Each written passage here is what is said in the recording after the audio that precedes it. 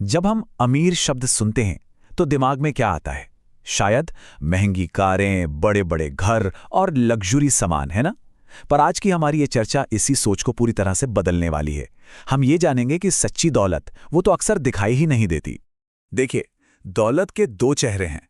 एक तरफ है दिखावे की दौलत, मतलब कारें, घर, वो सारी चीजें जो दुनिया को दिखती हैं। और दूसरी तरफ है असली दौलत, यानी आजादी, अपनी मर्जी के मालिक होना, और सबसे बड़ी चीज समय। तो असली पावर किसमें है? चलिए इसी सवाल का जवाब ढूंढते हैं। आज की बातचीत को हमने 5 हिस्सों में बांटा है।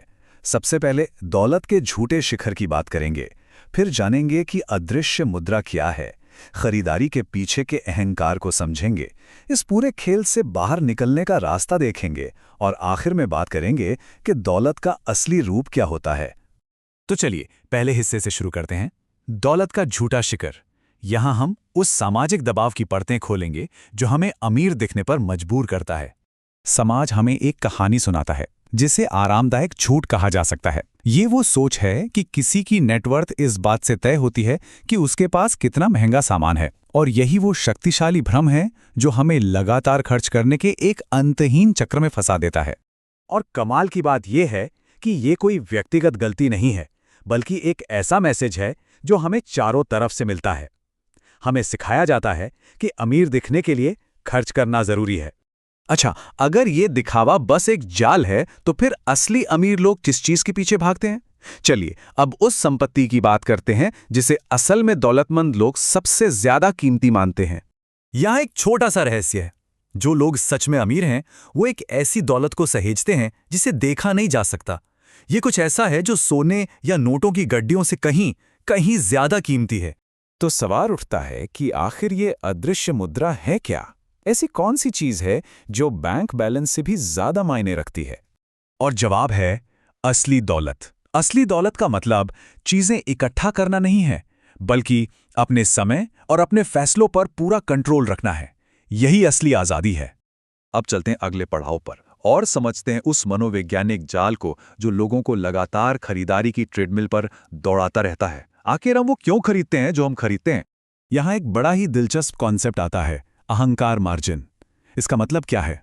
ये किसी चीज की असल कीमत और उसे खरीदने से मिलने वाले सामाजिक रुतबे की उम्मीद के बीच का फासला है। जरा सोचिए, क्या हम फोन जरूरत के लिए खरीदते हैं या ये दिखाने के लिए कि हम नया मॉडल अफोर्ड कर सकते हैं? ज्यादातर खरीदारी असल जरूरत के लिए नहीं, बल्कि इसी सामाजिक मान्यता के लिए होती है। और ये है वो चक्र जो कभी खत्म ही नहीं होता। हम दूसरों को देखते हैं, यानी सामाजिक तुलना करते हैं, फिर हमारे अंदर भी वो चीज पाने की इच्छा जागती है। हम उसे खरीद लेते हैं जिससे थोड़ी देर की झूठी तसल्ली मिलती है, और फिर ये चक्र दोबारा शुरू हो जाता है। तो इस चक्रव्यूह से बाहर कैसे निकलें? अब बात करते हैं उस रास्ते की जो हमें सच्ची वित्तीय आजादी की ओर ले जा सकता है।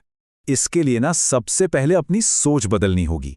अमीर दिखने के बजाय आजाद होने पर फोकस करना होगा। दौलत को पैसों से नहीं, बल्कि अपने समय पर अपने कंट्रोल से मापना होगा। और सबसे जरूरी, दिखावे के इस खेल को पूरी तरह से नकारना होगा। और अब हम आ गए हैं अपने आखिरी और सबसे अहम हिस्से पर। यहां हम जानेंगे कि दौलत बनाने का असली मकसद क्या है। पैसे से खरीदी जा सकने वाली सबसे बड़ी ताकत आखिर है क्या? एक बात तो साफ है, वो सबसे बड़ी ताकत जो पैसा हमें दे सकता है वो बैंक अकाउंट में पड़ा हुआ कोई नंबर नहीं है। बिल्कुल नहीं।